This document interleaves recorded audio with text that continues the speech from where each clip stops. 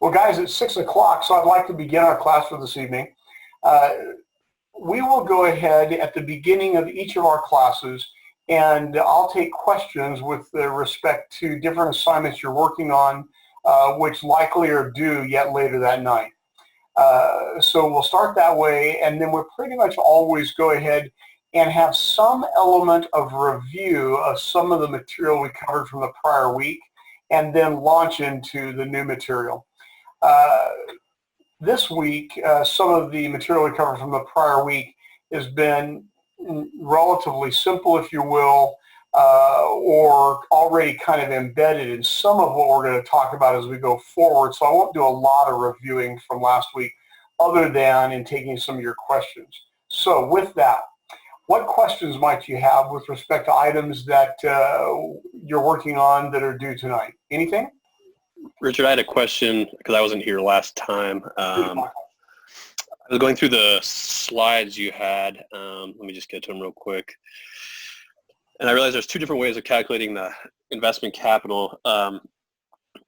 There's a, let me see where it is, but there's one of the slides had IC0 minus IC1, which I wasn't sure which approach to use for that.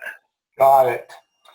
So we're actually going to spend a fair amount of time talking about invested capital tonight, Michael, but that's a good question that I probably wouldn't have addressed otherwise. Okay. So you see those subscripts, 1 and 0, or 2 and 1. Those are simply time subscripts. And right. So you would use the same approach for both of those for invested capital at 1 and 0. So whether you use operations approach, okay. You'd use it for both, or finance pros, you'd use it for both. Okay. The delineator tends to be whether or not you're assessing invested capital for the entirety of the company, or you might be able to break the company into separable parts. If you're looking at the entirety of the company, you're going to use the finance approach or the ops approach. It will make no difference. You'll get the exact same outcome. However, if you're going to try to take the company and look at only the invested capital for one of its several parts, let's say that we've got a French subsidiary, a Canadian subsidiary, and a U.S. subsidiary, all owned by Schmidt Enterprises, a multinational behemoth. Well, if I'm coming in and wanting to look at, maybe acquire or just assess some of the elements of the French subsidiary, I'm going to look at the operations approach and use those assets and net working capital that stem from the French operation.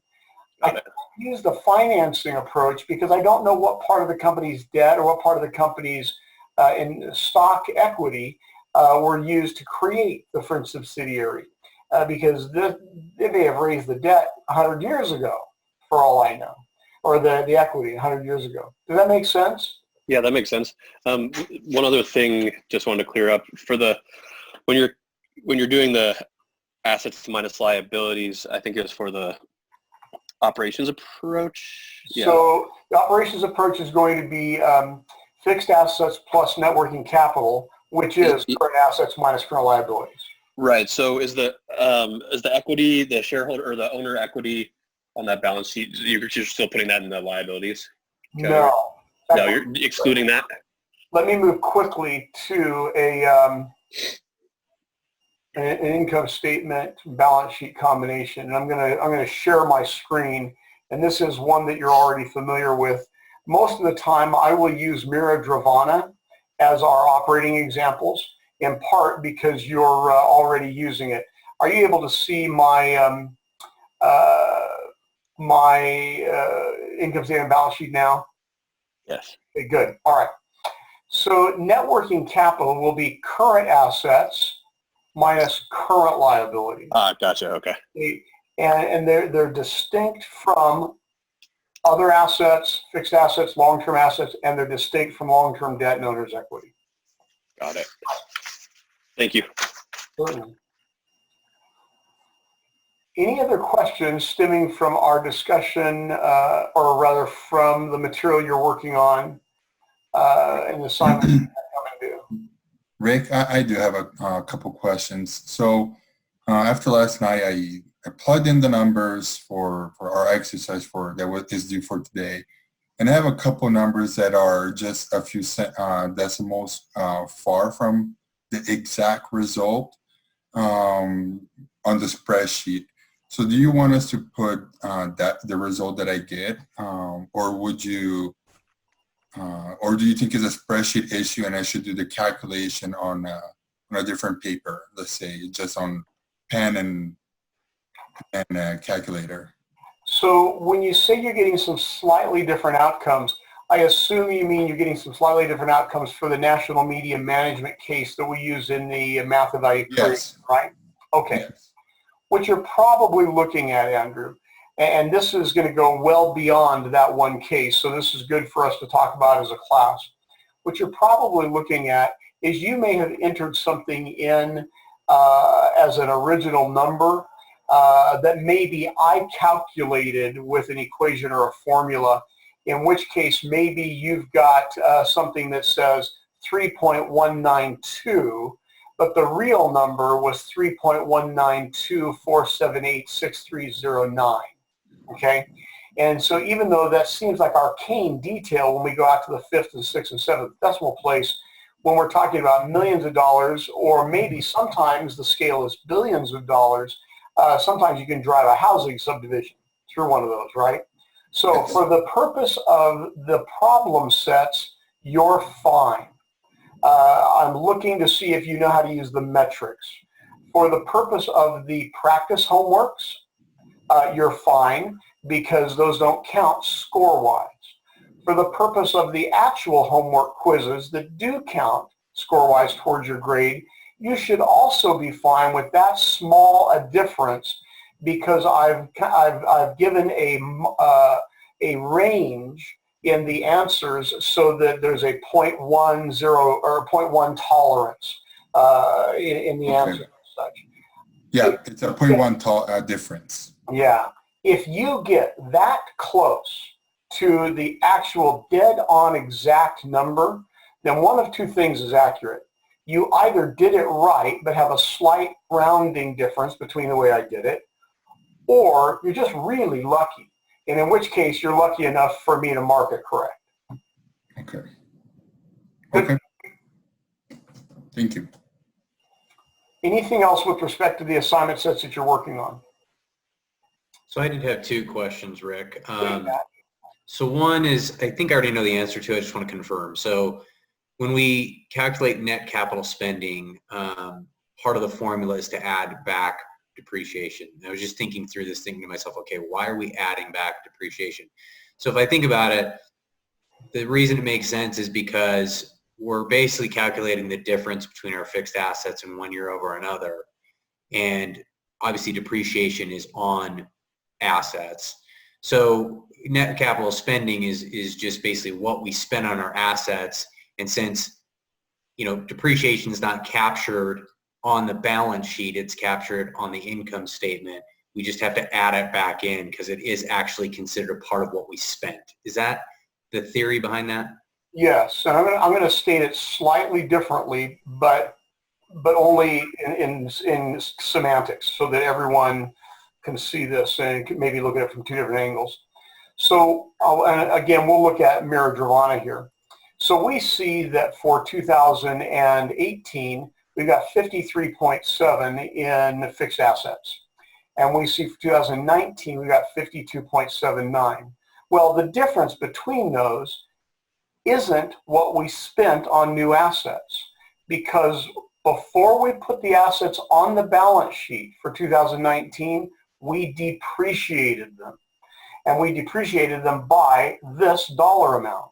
So in order to figure out our net capital spending, or the amount of money we actually spent on additional capital assets, we have to take the difference here and add depreciation back in, because we reduced this number by depreciation before we put it there. Okay? Okay. Yeah, that makes sense. Good. And then the other question I had was, and you may have kind of alluded to this last week, and maybe I just need to further clarify, or maybe you're going to cover it tonight. But when we talk about free cash flows, we've got the 3 different methods. Okay. So I guess what I was thinking about when I went through and did the calculations was, first question, what would I use? Why would I use a different method, for one? And then also, why is it that method 1 and 2 come out to the same amount, but the KVD method comes out to a different dollar amount? Yeah, so you'll notice on here that you've given me calculations for, and I've given you values for methods 1 and 2, if you will. And by the way, just to make sure that we're very clear on this, unless I ask you to do otherwise, you are wisest to use free cash flow being equal to no plat plus depreciation minus change in net working capital minus net capital spending. In fact, it would behoove you to indelibly etch that equation on your cerebral cortex. You're going to use it ad nauseum, okay? So that said, why do they give the same outcome? Well, if you took and disaggregated this second equation, you will find that net investment, or the change in net working capital, is the negative of depreciation minus change in net working capital minus net capital spending. Excuse me, I said this wrong a second ago. Net investment, which is the change in invested capital. I said net working capital, I apologize. Net investment is the change in invested capital, and that happens to be the negative of depreciation minus change in net working capital minus net capital spending. If you took and extended all of the elements of this equation from depreciation to net capital spending, and then you extended all the elements of this equation for net capital spending, you would find that one is the negative of the other.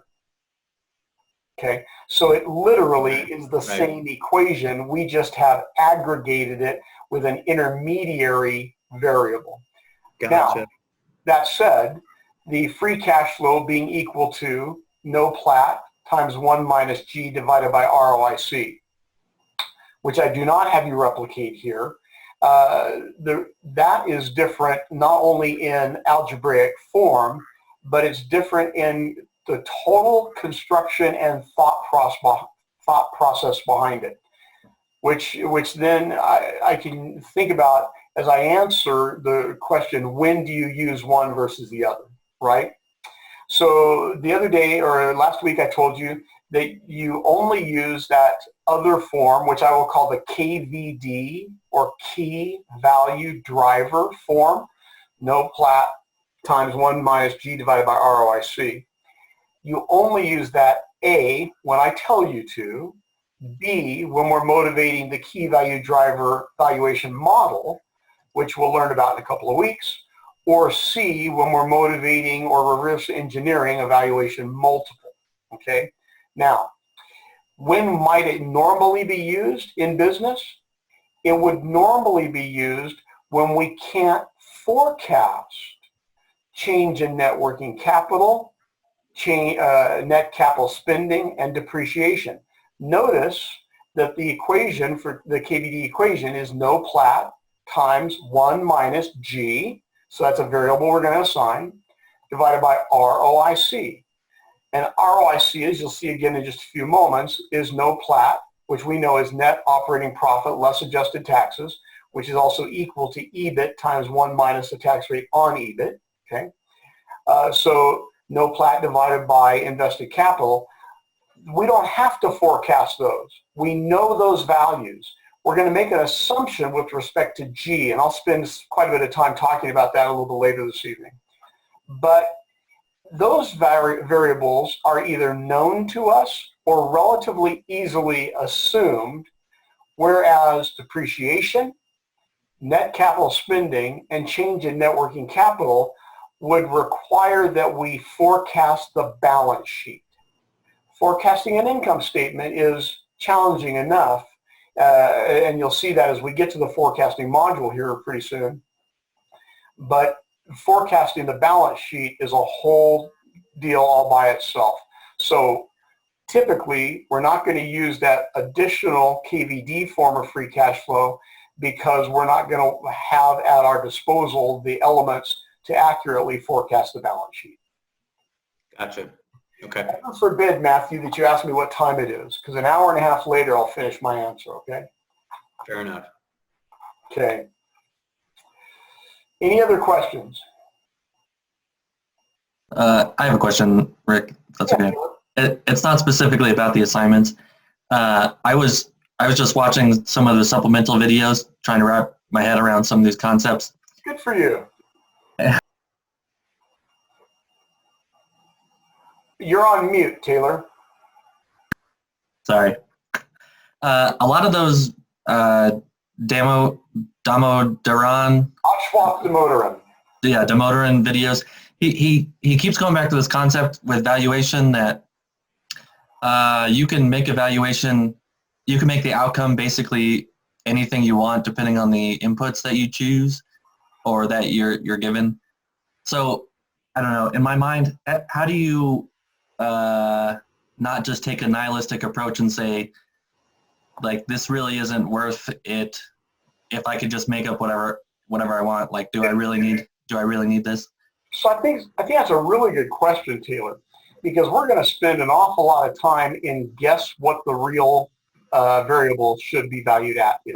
Okay, we're going to spend a lot of time in guesswork. Okay, and the challenge is in trying to stay true as professionals, if you will, to not engineering the outcome to a preferred outcome, but using the inputs that we honestly, candidly believe are the most credible versions of the inputs. You'll find that we'll spend a fair amount of time dealing with interpretation and artistry and thinking about those constructions or thinking about those inputs as we come in the last couple of weeks of the class.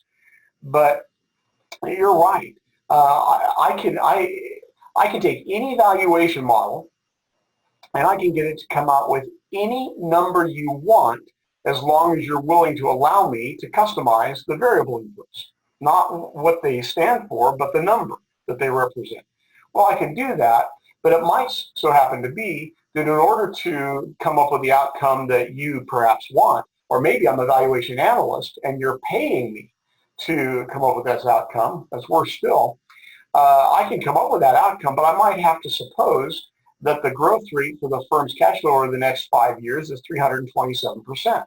Well, there's no plausibility, right? So it's very easily seen when we go into the ridiculum. It's not as easily seen when you sit there and say, well, you're going to get the right number by coming up with a 12% growth rate, whereas I'm going to say, yeah, but I really think it's a 10% growth rate. Well, the fact of the matter is, you might be right. With such a small difference between our estimated growth rates, you might be right and I might be right, and we have now just set up the basis for negotiation. So when I do evaluation, I would like to tell you that I come up with an exact number down to the penny. And in fact, I've got models and such that will do so, but I always express to the client that there's a range of acceptable values. And so I use a sensitivity analysis, and some of you might know what these are, maybe not. I go through a Monte Carlo simulation, I do binomial lattice modeling, and then I also do a Black-Scholes option pricing model to help me hone in on what these numbers should, or these variable inputs should look like. By the way, we're not going to do that in this class because that's valuation modeling. That is not executive financial decision making. Okay. Do any of you know how to run a Monte Carlo simulation? Let me see a hand if you do. Yeah, I've done it. Well, then Mandy and Jason, we need to buy you a life, and apparently everybody else owns one. Okay. It was just in a class last semester. That's all. Oh yeah, good response, Jason. It is. It's what you do on Saturday nights. I know it. Okay, so with that, I'm going to go ahead and continue on, and let's look at where we're at here. So something I want you to understand about how I'm using the PowerPoints, and you guys already have this PowerPoint. I think I even sent it to you through WhatsApp a little earlier, just so you can have it if you want. Typically, I'm not going to go ahead and do the full screen PowerPoint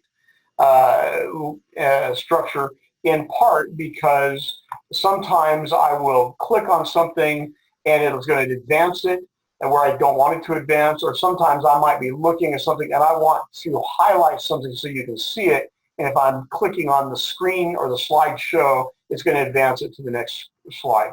So just know that that's why I'm not doing that. And I'm hoping that you guys can all see these well enough. Anybody having problems seeing it at this resolution and size? Okay, good. So tonight we're going to talk more about invested capital. We'll talk a little bit more about return on invested capital, or ROIC. We'll talk about G. Now, G is the variable for growth, this lowercase g. But typically when you see G in this fashion, standalone lowercase, it's a long-term G. And long-term doesn't mean 10 and 20 years to us. Long-term literally means in perpetuity, infinite. And I'll explain why that is a little bit later on. I will also tell you that there are three main contributors to my lack of hair. One of them is I have three daughters whom I raised through teenagehood. One of them is I have a wife whom I adore but don't always agree with. And the other one is this damn G. The thing is my nemesis, okay? And as we spend weeks together in this, you'll come to a much better understanding of why that is. In fact, in a few minutes, you'll understand the nature of this, because I'm going to argue two different sides of the coin, and you're going to understand both arguments, and you'll then have some of the same quandary I've got. We're going to look at the market value of debt. And we talked very briefly last week about debt. We might think of as the value of debt as the outstanding balance of whatever we owe. And I'll tell you that for some debts, that's true. And for other debt, it's not. And so we're going to look at this. And by the way, we're going to start venturing into this world where the rules of finance are all set in stone, except for when they're not. And you're going to end up hating that statement. But within about 3 or 4 weeks, you're going to be able to very quickly interpret when it should be and when it shouldn't be. We'll look at something called the capital asset pricing model as we're looking for the cost of equity capital. We'll look at briefly at the value condition, ROIC, and WACC. And if you listen to some of the Demoteran material, you'll recognize that the value condition of ROIC and WACC is when ROIC is greater than WACC, growth creates value. And when ROIC, or return on capital, is less than WACC, or cost of capital, growth destroys value. And then hopefully, we'll definitely spend quite a bit of time in the WACC equation. And then if your eyes are not bleeding by that point, then we might even go into the Gordon growth model. Now, I'll tell you the box score isn't good. I very often don't get to the Gordon growth model, so we may not quite get there. I don't need your eyes to be bleeding, but if it's like deer in the headlight and I can see it universally, I will stop and stop the pain. Fair enough? Okay, so let's keep going. Okay, so invested capital. We've talked through a little bit of this a few moments ago. And by the way, I'm going to go ahead and give you the variable constructions, the equational constructions tonight, and then I think like we did last week, I will then give you some numeric examples coming out of the Marijuana case, all right? And I'm aware, by the way, that some of you, most of you maybe even, are not finance majors, and you're not accountants, and you may not be as immediately comfortable with some of the numbers as I might be, or some of the rest of you might be. So, and because of that, it's going to seem like I go through some of these pretty quickly. And in fact, it doesn't just seem like that. I actually do. One of you, and I think it might have been Diana, maybe it was somebody else, reminded me that she was a nurse, not a financier, and slow down. Was that you, Diana? Oh, yeah, it was. So Diana, I'm not going to slow down. But what I am going to do is I repeat myself probably 3 or 4 times. I will cover the same ground 3 or 4 times. I have found through teaching this course that repetition helps you more than me going slower, okay? And you also then have the videos to look back on. Now, I'm not foolish enough to think that you spend all of your weekend watching the videos from our course. that I put up from the prior Tuesday night. But they're there to reinforce some concepts if you need them and if you want them. So let's talk about invested capital for a minute. Invested capital is the capital that is at play in the company's operation or its financing structure. And if we're looking at the entirety of the company, it is either the fixed assets plus net working capital, which is the operations approach, or it's the total equity plus the total long-term debt, which is the financing approach. And when we're looking at the entirety of the company, those are the exact same values. Let me do something here so I can make this a little easier for you to see. So now we're looking at Mira Giovanna. So I can look at the fixed assets. So in this case for 2019, it would be 72.59 plus net working capital. And net working capital is current assets minus current liabilities. So 103.28 minus 30.45, we're going to take that difference and add it to 72.59, and it will give us invested capital using the ops approach of 145.468. Okay? Now, this is the entirety of the company I'm looking at, and I was looking at all of its fixed assets and all of its current assets and all of its current liabilities. Or I can look at all of its debt and all of its equity, because doing it one way or the other, I have articulated the two forms of invested capital. However, let's suppose for a moment that I actually, on this balance sheet, I have fixed operating assets, let's say, that rather than just a general description of fixed assets, I've divided my assets from operating assets and non-operating assets. Let me give you an example of what one of these might be. Now, let's assume that I own this company, and Andrew's looking to buy it from me, and the company has some fixed assets, not unlike the ones we're looking at here, but they're fixed operating assets. So we actively use them in the pursuing the operation of the company.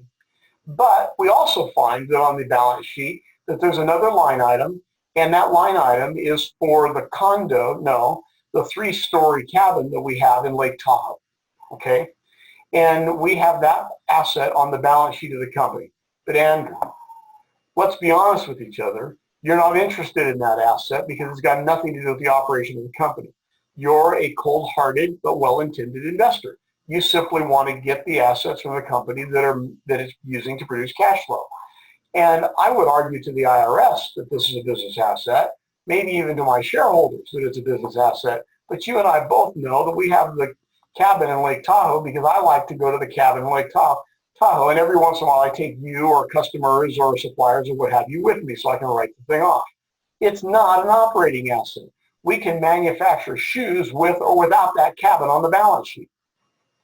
So if we wanted to parse out this company into its separable parts, we might be able to take out that asset, that non-operating asset, in which case we would have to use the operations approach, and we could not use the financing approach.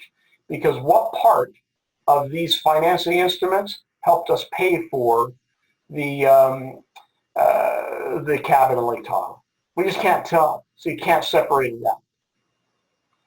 Does that make sense?